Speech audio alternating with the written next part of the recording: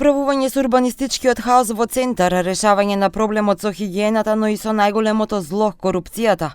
Ова беа главните поенти кои ги кажаа на гостување во Клик Плюс на телевизија 21 Билјана Ивановска, кандидатка за градоначалничка на Центарот Независни заедно, кандидатот на ЗНАМ Мирослав Лабудовиќ и на СДСМ Горан Герасимовски, на која одделно учествуваа.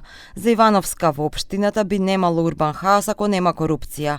Рече дека последиците од урбанистичкото планирање допрва ќе ги чувствуваме. И урбаниот хаос е резултат на корупција. Не би постоел урбан хаос доколку би се почитувале стандардите за планирање, стандардите за проектирање.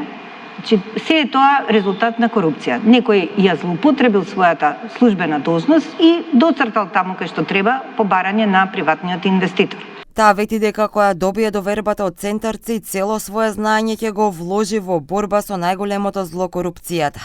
Лабудовиќ пак рече дека во центар се е натрупано и најави ревидирање и носење на урбанистичките планови. Ако победи на изборите, покрај реновирање на фасадите во центар, најави поставување фотоволтаици на покривите.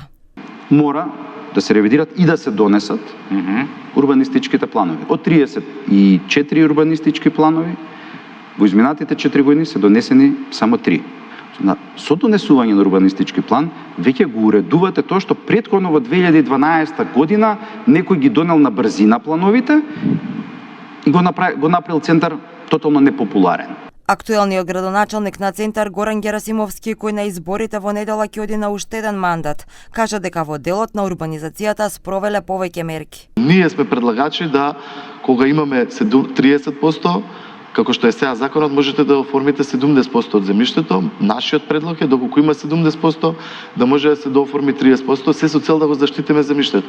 Немаме на лицидација продадено некој кој што говори ниту еден квадратен метар. Герасимовски рече дека многу време било посветено на градинките во изминатите години, инвестиции во училиштата и најави изградба на уште една градинка.